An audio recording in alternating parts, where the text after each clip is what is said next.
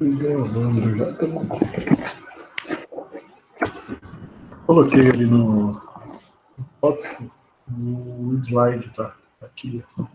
Não atualizei lá ainda nos arquivos da disciplina. Então, por exemplo, esse slide aqui, da camada de enlace e outro da camada de rede, por enquanto só está aqui nos tópicos do fórum, tá? Depois que eu vou atualizar lá onde fica o material da disciplina para vocês, aí eu atualizo lá. Mas por enquanto só está aqui. Então, mais uma camada aqui. Os tópicos dessa camada aqui, hoje a gente vai até 5.3 aqui, ó, os 3 primeiros aqui. Então, qual que é a ideia lá da camada de enlace? Quando a gente pensava nessa estrutura aqui, eu tenho vários elementos nessa estrutura do lado direito aqui. Alguns são hospedeiros, né, que poderia pensar como hospedeiro, pode pensar em nó final, né, aquele que determina só nó, mas posso pensar num nó final, seriam os elementos finais da minha rede aqui, então computador, notebook, celular e aí por diante. Você pode pensar também nos elementos internos da rede, são os roteadores aqui. E eu tenho essa ligação em vermelho, né? Essas ligações em vermelho aqui, que são canais de comunicação que liga um nó até outro. Isso que é o meu enlace, que é o canal de comunicação. Esses canais de comunicação você pode dividir com 3 tipos. Um canal com fio, um canal sem fio e uma rede local. Quando eu estou pensando, né, aqui na camada de enlace, vamos lá, que o nome é o atref, e a hora que eu vejo o dado que está sendo transportado, eu tenho mensagem, segmento, datagrama e o quadro. Então, aqui na camada de enlace, estou falando de um quadro, que é o dado que é transmitido.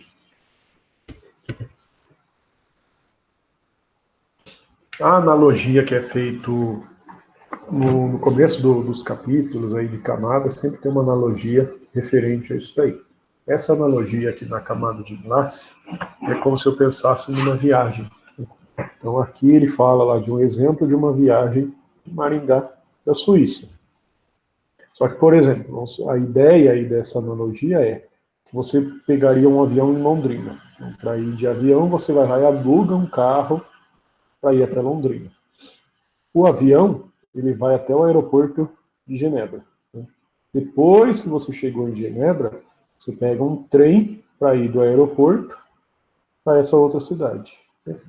E tudo isso daí, essas reservas são feitas pelo agente de cada empresa, ou seja, na hora que você vai alugar o carro, você vai fazer a reserva com a empresa que aluga o carro, a hora que você vai pegar a passagem de avião e por diante, a hora que você vai pegar a passagem de trem, seguindo a mesma ideia. Qual que é a analogia aqui? Quando você troca uma mensagem, essa mensagem pode passar por diversos canais de comunicação, que são os meios de transporte aqui, que é o protocolo que é utilizado na camada de enlace. Né? Então, o meio de transporte que você está usando na analogia é o protocolo da camada de enlace que você vai usar. A pessoa que estaria viajando aí, no caso, seria o datagrama, que é da camada de cima, né? MSDQ. Então, o datagrama da camada de cima vai ser transportado por esses canais de comunicação. E o segmento da camada de transporte é o enlace de comunicação que a gente vai transportar. O que a camada de enlace disponibiliza de serviço? Primeiro, enquadramento, né? Então, disponibilizar o acesso ao enlace para ele transportar alguma informação, ou seja, quando você precisa fazer esse transporte, eu tenho que ter o acesso ao enlace que está sendo disponibilizado. Eu tenho que acessar isso daí, obter as configurações do enlace para poder fazer uma comunicação. Depois disso, aqui na camada de enlace eu também preciso ter uma entrega confiável, né? Então é aquela ideia que já foi apresentada lá, relacionada ao capítulo 3, que é o capítulo da camada de transporte, que apresentou lá aquela sequência de máquinas de estados para como fazer aquela transferência.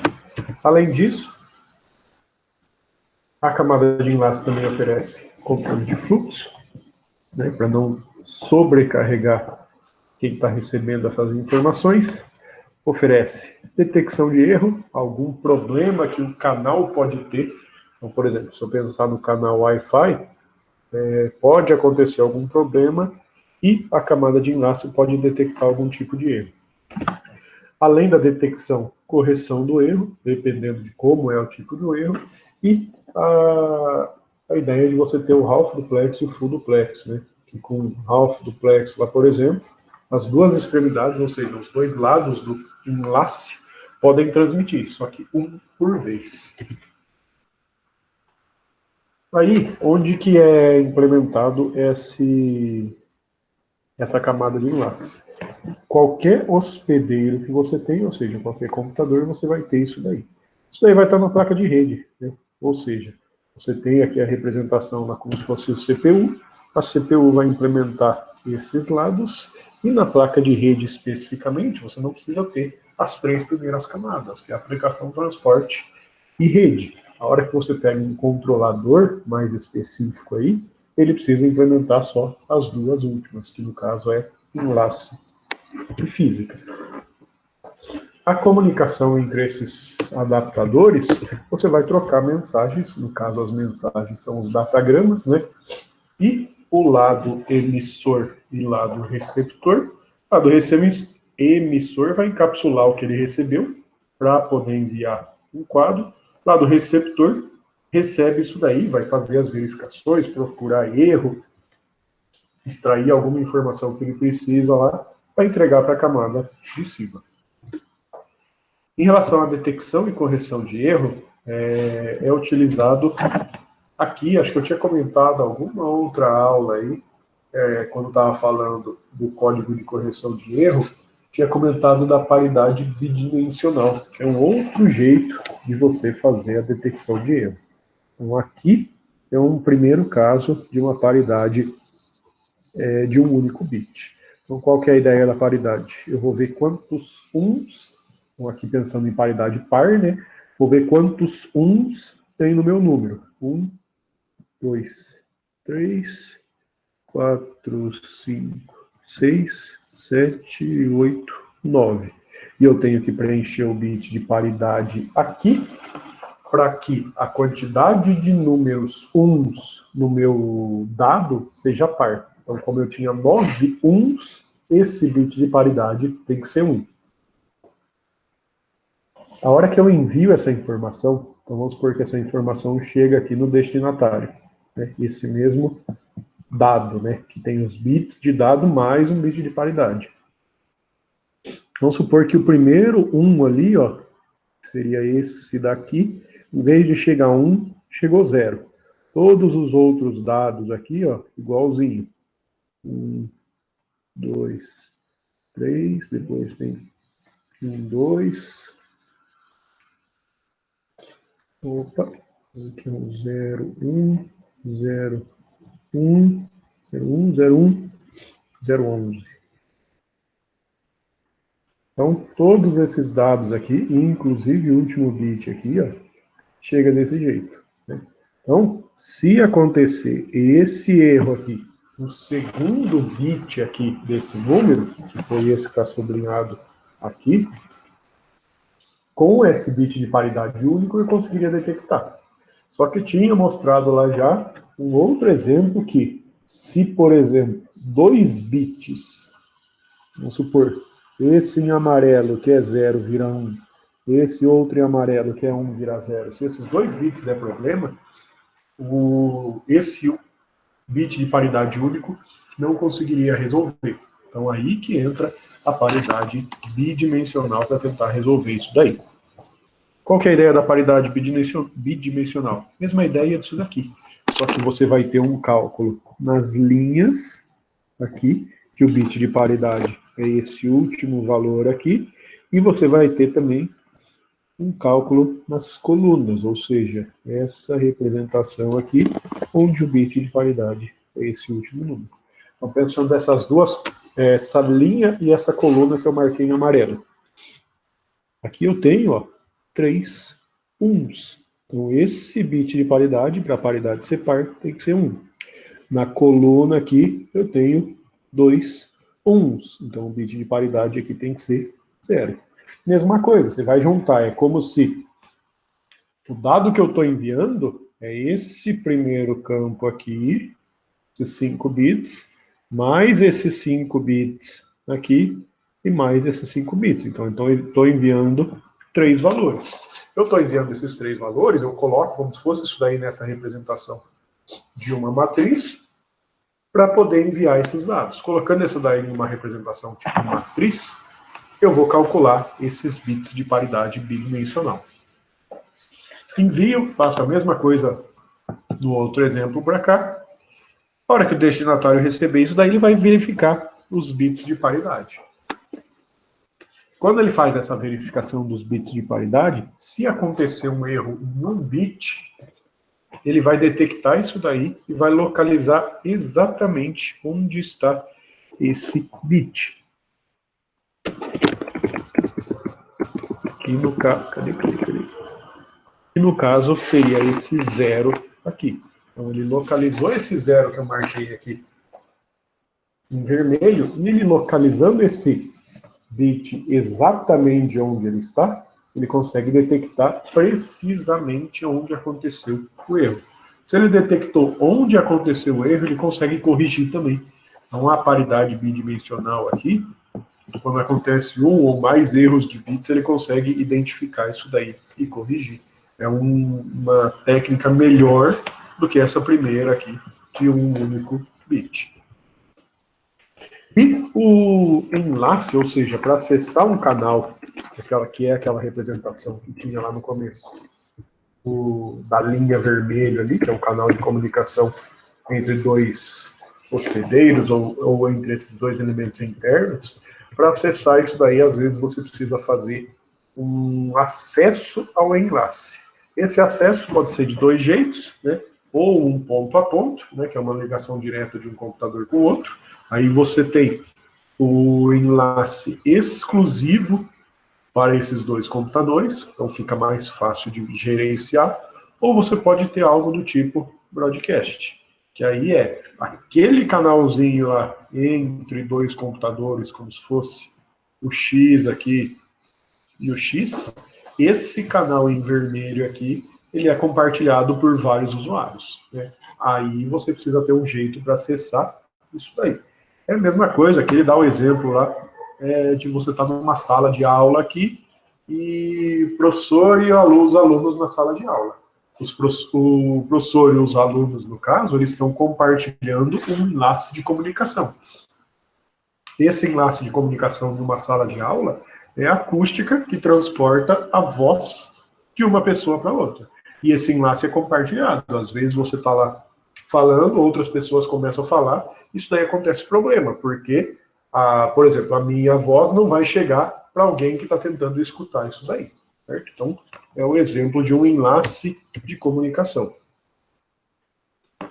Quando eu tenho aqui protocolos de acesso múltiplo para isso daí, eu preciso ter um jeito para controlar o acesso a esse canal compartilhado.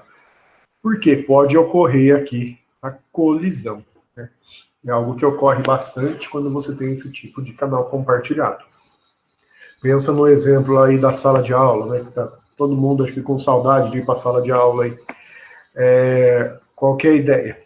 Se eu estou falando alguma coisa aqui na sala de aula, se alguém começa a falar lá no fundo da sala, como se a voz das 2 pessoas, minha e de quem está conversando, por exemplo, se chocasse, acontece uma colisão. Ao acontecer essa colisão, alguém que, por exemplo, queria estar ouvindo o que eu estou falando, não vai conseguir ouvir por causa que outra pessoa também começou a falar. Então, quando você tem um enlace compartilhado desse jeito aqui,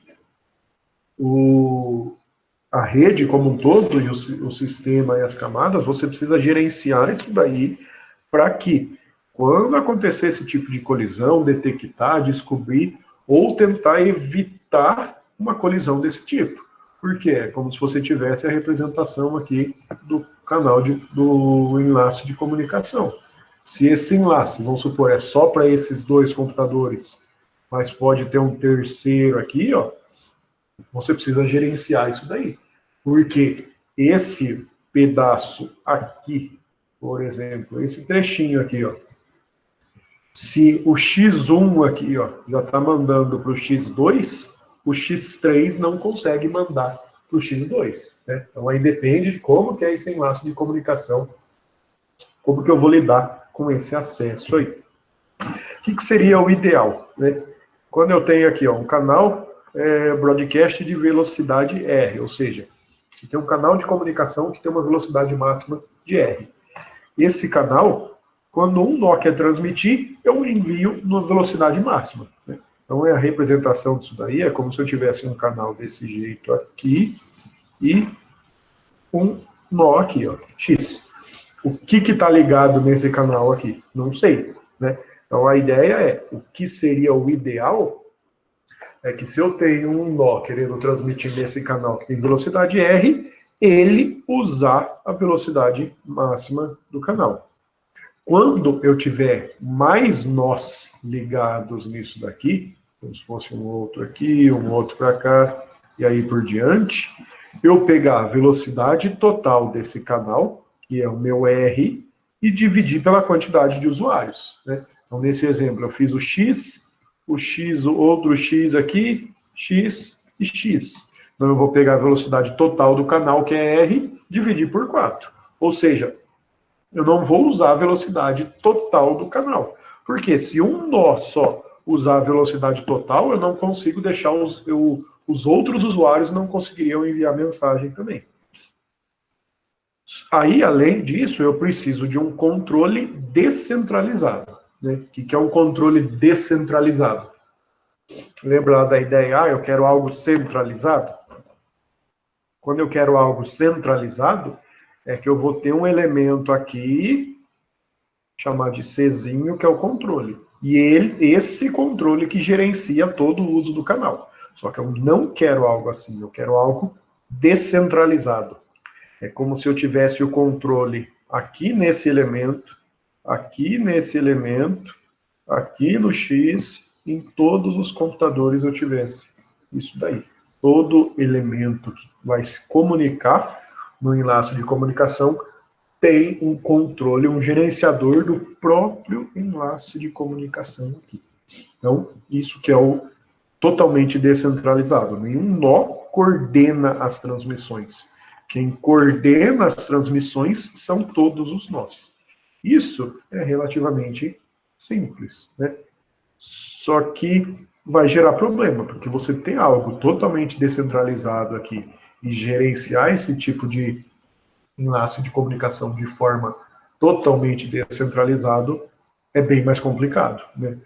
A quantidade de informação que você precisa trocar para gerenciar isso daí, o tempo que você demora para gerenciar algo desse tipo aí, acaba ficando inviável, né? Então, algumas técnicas vão tentar chegar próximo desse que seria o ideal. Aí, existem 3 classes para fazer isso daí. Primeiro, particionar, usar um acesso aleatório e revezar. O particionar são duas técnicas aqui, que lá no capítulo 1 ele falava dessas técnicas. Né? A primeira aqui, que é o TDMA, né? Que é a divisão por tempo. Né? Protocolo de acesso múltiplo, né? Ou acesso múltiplo por divisão de tempo. É como se eu pegasse isso daqui. Ó. Vamos supor que... Vamos ver quantos tem aqui agora. Cadê? Perdi aqui. Vamos supor, ó, a gente está com 19 aqui agora, né, na aula. Mas vamos supor que a gente está com 6 pessoas só. Né? E a gente vai usar uma ideia do TDMA. Ou seja, TDMA, eu vou dividir o tempo entre todas as pessoas. Então é como se cada pessoa vai poder falar um pouquinho, né, durante a aula. Então, eu pegaria aqui as 6 primeiras pessoas, em 1 minuto, por exemplo, cada pessoa pode falar durante 10 segundos. 10 segundos aqui, mais 10 aqui, 3, 4, 5 e 6. Quando uma pessoa quer falar, ela usa os 10 segundos dela, seria esse azulzinho aqui do 1. Seria uma pessoa que quer falar. Quando uma pessoa não quer falar nada, ela não ia fazer nada, ela ia deixar passar os 10 segundos. Então ia passar 10 segundos aqui, em silêncio, aí, como se fosse na nossa aula. A pessoa número 3, ela quer falar alguma coisa. Fala durante 10 segundos. A 4 também. A 5 e a 6 não querem falar nada. Deu 60 segundos aqui, volta e começa tudo de novo. Então é como se eu tivesse aqui uma rodada. A cada rodada eu disponibilizo o tempo de forma igual para todas as pessoas que estão na sala. Né? No nosso caso ali a gente estava em 19. Eu pegaria e dividia o tempo em 19 partes iguais. Cada pessoa pode usar a sua parte. Mesmo que você não queira usar, a sua parte vai estar reservada para você. E vai ficar ocioso. Né? Então, qual que é a ideia aqui? É como se o 1, 3 e 4 querem enviar algo no enlace de comunicação. O 2, 5 e 6 não querem enviar nada. Então, fica parado durante esse período de tempo. Né? Qual que é o problema de algo desse tipo aqui? Né? Nesse exemplo, igual na aula aí, por exemplo, se ninguém tem dúvida, só eu falaria. Ou seja, das 19 partes lá que a gente dividiu o canal de comunicação, se tiver 19 pessoas, só eu falaria. Né? Se só eu estou falando, as outras 19 partes, né, que a gente dividiu o tempo, ficaria ocioso. Né? Então, esse tipo de divisão, quando você tem poucos nós que querem enviar, ele acaba gastando muito tempo de forma ociosa. Um outro tipo de divisão é dividir por frequência. Né? Aí é como se eu pegasse aqui essa representação. Vamos supor aqui que vai de 0 a 100, pensando na frequência, ou na frequência de onda aqui. Né? Então, como se fosse, o nó 1 usa de 0 até 20, de 20 até 40 é o nó 2. Desse jeito aqui, todos os nós vão conseguir enviar ao mesmo tempo, mas eles vão usar uma quantidade, uma largura de banda, vamos pensar assim, menor. Nessa representação aqui, 2 nós não conseguem enviar ao mesmo tempo, porque eu uso 10 segundos, passou os meus 10 segundos, vai para outra pessoa. Essa segunda pessoa usa os 10 segundos, passou dela, vai para a terceira. Aqui não. Aqui eu deixo 2 pessoas enviar ao mesmo tempo, só que ela vai enviar numa capacidade menor. Pensando em valores aqui, sem pensar em esqueci o nome. Sem pensar em medida, só colocando valores numéricos, vamos supor que toda a capacidade do canal de comunicação é 100. Então, se eu vou dividir por frequência, esse nó aqui, se tem 6 nós, esse nó vai enviar numa velocidade mais baixa, ele não vai enviar na velocidade mais alta. Né? Então, por exemplo, ele vai enviar no máximo a 20. Né? Esse daqui também vai enviar no máximo a 20. A 20. Cada um vai usar um pedacinho do enlace total. Né? Então, coloquei 20, mas é 6, né? Então não daria um pouquinho menos de 20 aí. Né? 20, se fosse 5 nós, 6 nós, daria um pouquinho menos. Mas é a ideia de você dividir um canal de comunicação aí, que tem um tamanho grande entre vários usuários. Fazendo essa divisão, todo mundo vai poder se comunicar ao mesmo tempo, só que usando uma frequência menor. Né? Então, esses protocolos de acesso de tempo e de frequência, eu faço o quê? O particionamento do canal, ou por tempo ou por frequência. Um outro tipo de protocolo de acesso é o protocolo de acesso aleatório, né? Que a hora que um nó quiser enviar, ele transmite na velocidade do canal. Só que sem nenhuma coordenação entre esses nós. Né? Só que aí pode acontecer o problema, né? Quando 2 nós transmitem ao mesmo tempo, acontece a colisão. Quando acontece a colisão, eles vão precisar, dependendo, retransmitir isso daí depois. Porque é como se uma mensagem que foi enviada bateu com outra mensagem. Né? Então aí tem alguns protocolos que vão lidar com isso daí, tentando recuperar depois que acontece a colisão, detectar que acontece esse tipo de colisão. E aí são esses 3 protocolos aqui. O primeiro seria uma representação desse tipo aqui. Então, eu vou fazer uma suposição. Nesse protocolo é feita uma suposição que todos os quadros têm o mesmo tamanho.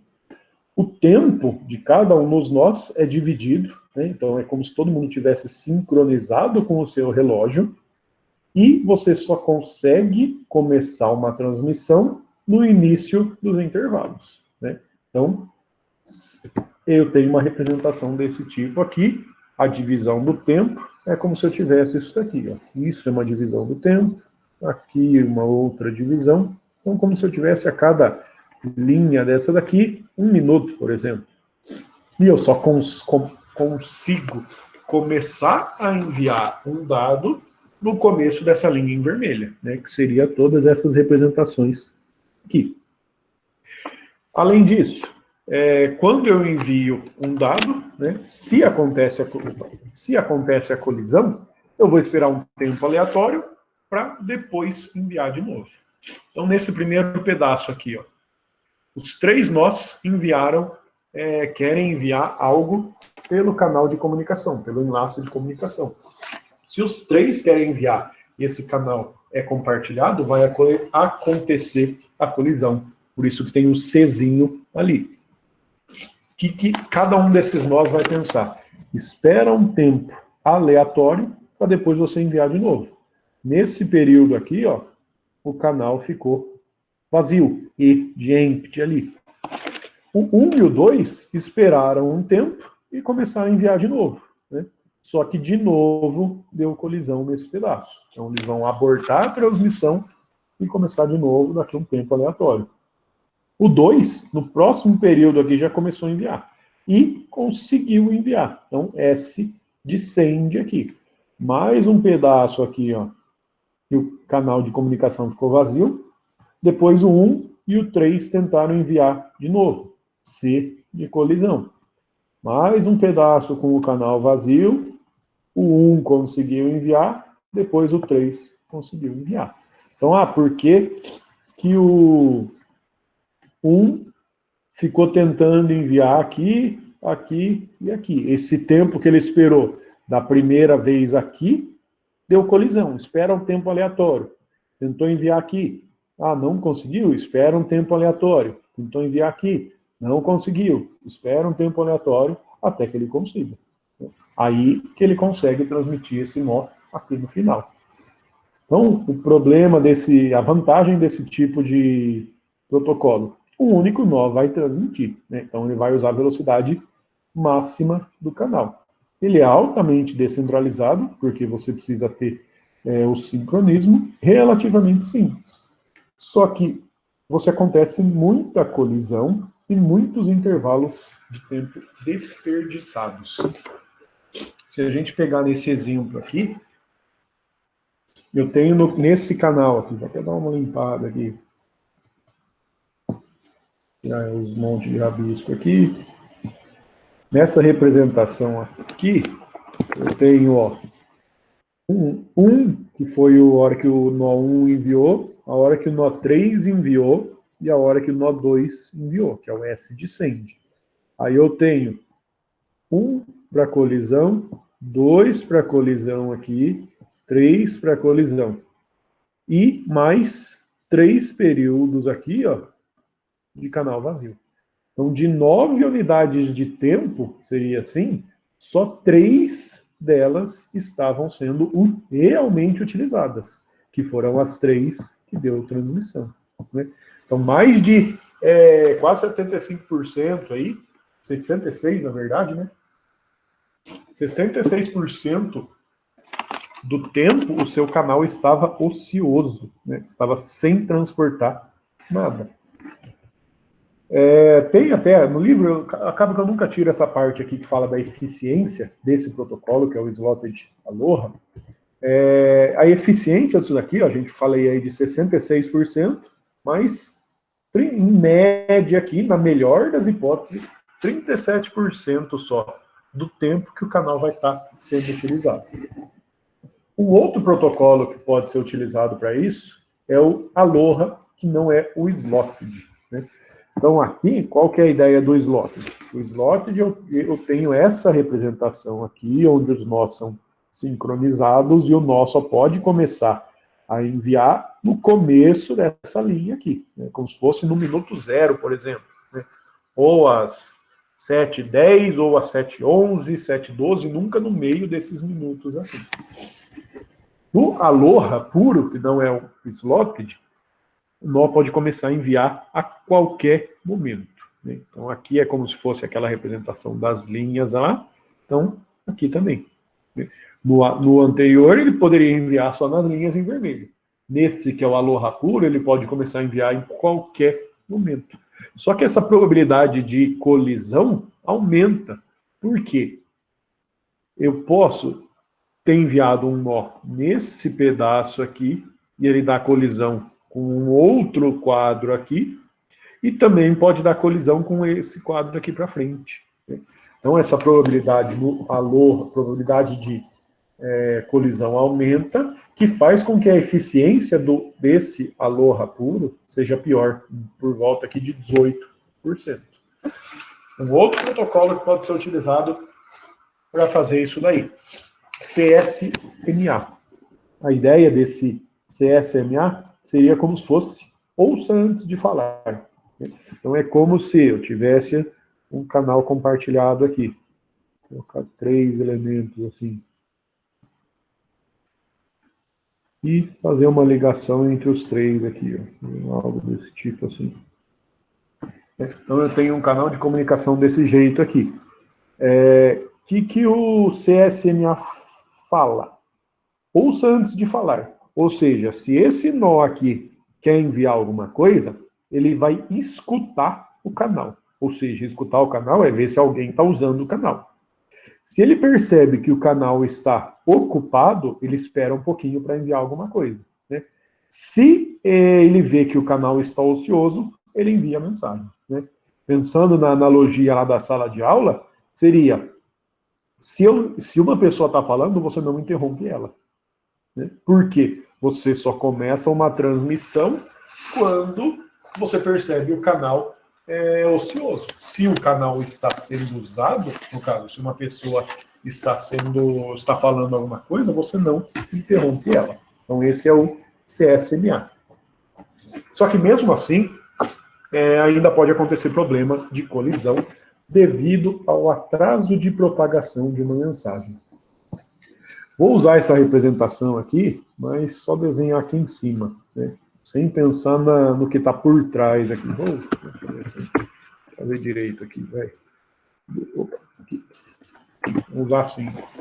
Então, como se eu tivesse aqui uma representação, vou colocar como se fosse uma pessoa aqui e uma outra aqui no canto. Então, vamos supor aqui que o canal de comunicação nesse exemplo aqui é acústica, que essas duas pessoas estão numa sala e elas vão começar a falar alguma coisa uma com a outra aí. Se elas vão usar aqui o protocolo CSMA, elas vão ouvir o canal antes de começar a falar. Só que vamos supor aqui que a voz, nesse caso, é o dado que ela vai transportar. Então a voz demora um tempo para chegar até aqui, por mais que esse tempo é muito curto, né? No caso da voz. Então, é como se essa pessoa aqui quer falar alguma coisa. O que ela vai fazer? Ouvir o canal antes de começar a falar.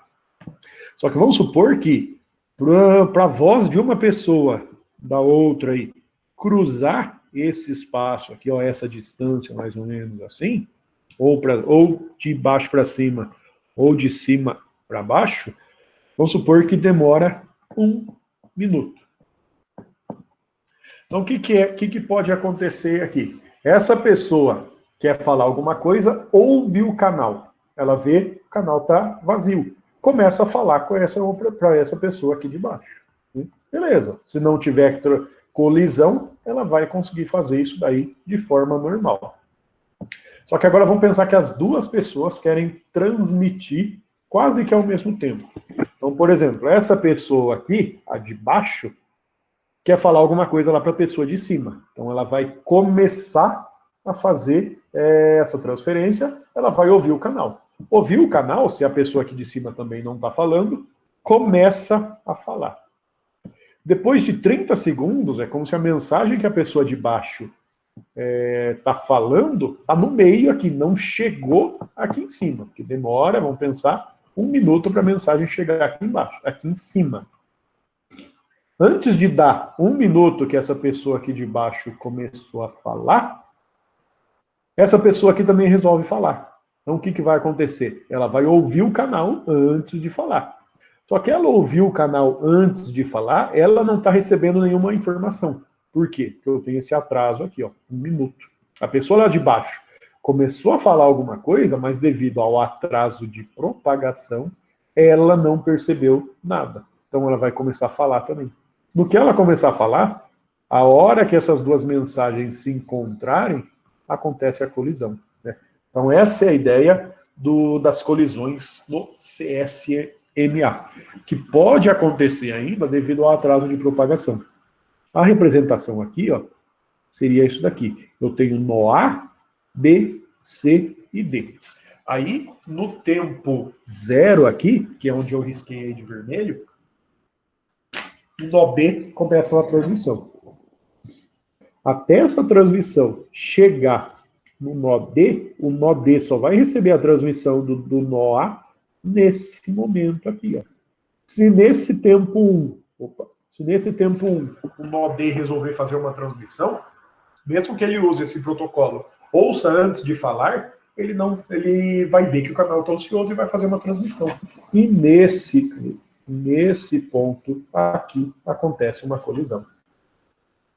Então, isso daí é devido a esse atraso de propagação dos dados aí. Se você pensar numa conexão, num enlace de comunicação compartilhado.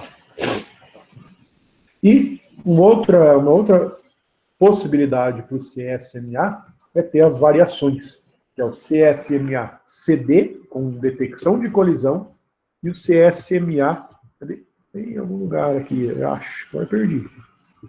Tem algum outro lugar que fala do /CA, acho que é lá no começo que ele fala, que é o CSMA/CD e /CA. O CD é detecção de colisão, o CA é evitar colisão, collision avoid. O que é o detectar colisão? É tentar descobrir que vai acontecer uma colisão o mais rápido possível, para abortar a transmissão e esperar uma hora certa de fazer essa transmissão. Ou seja, é como se eu não interrompesse as outras pessoas porque ela está falando para não acontecer essa colisão. Então, nessa representação, é como se nesse tempo B aqui de novo, nesse tempo 0, o B quer transmitir e envia a mensagem. O D só vai receber isso daí nesse ponto. Só que nesse ponto aqui, o D também enviou. Aqui aconteceu a colisão, né? Então, até você detectar essa colisão, demora um tempinho, né? Então, a ideia do CSMA com detecção de colisão é tentar usar isso daí de forma mais rápida para você detectar essa colisão e já abortar essa transmissão de forma mais abrupta, vamos pensar assim, para não ter mais problema lá para frente, para você não ficar gastando o seu enlace de comunicação com essa transmissão que já deu problema. Então aqui ele só tem um resumo dos 3 protocolos aí, ó, que é o protocolo de acesso múltiplo, né? Então, de acesso aleatório, aqui do particionamento de canal, o de acesso aleatório, que é o slot de Aloha e o Aloha puro, e aí tem mais 2 exemplos aqui, que é revezar esses protocolos.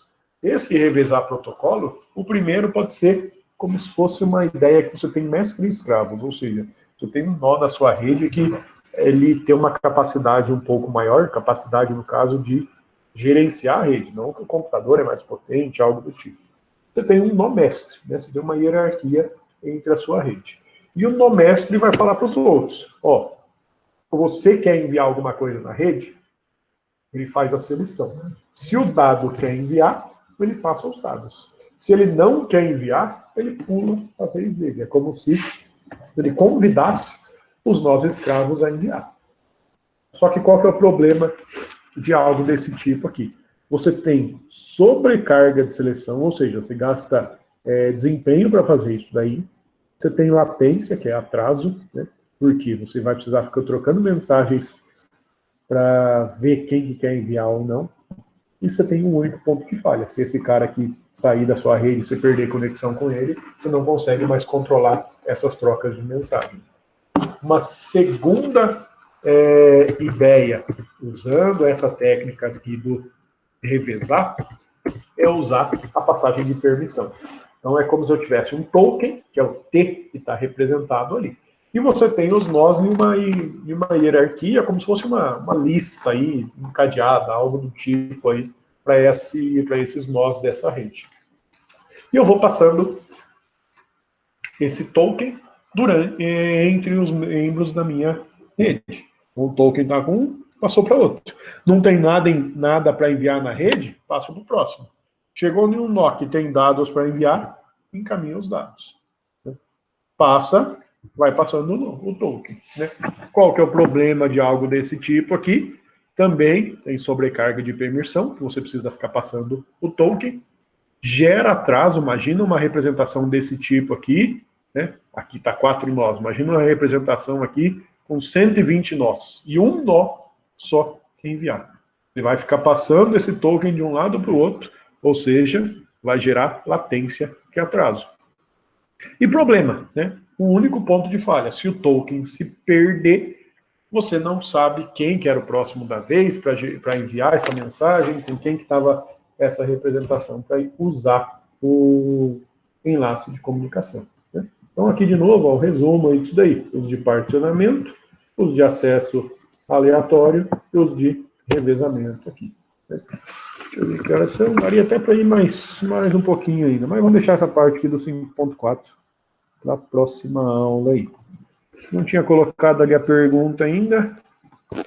Aqui, já coloco, já atualizo aqui. Uma dúvida em relação a isso daí?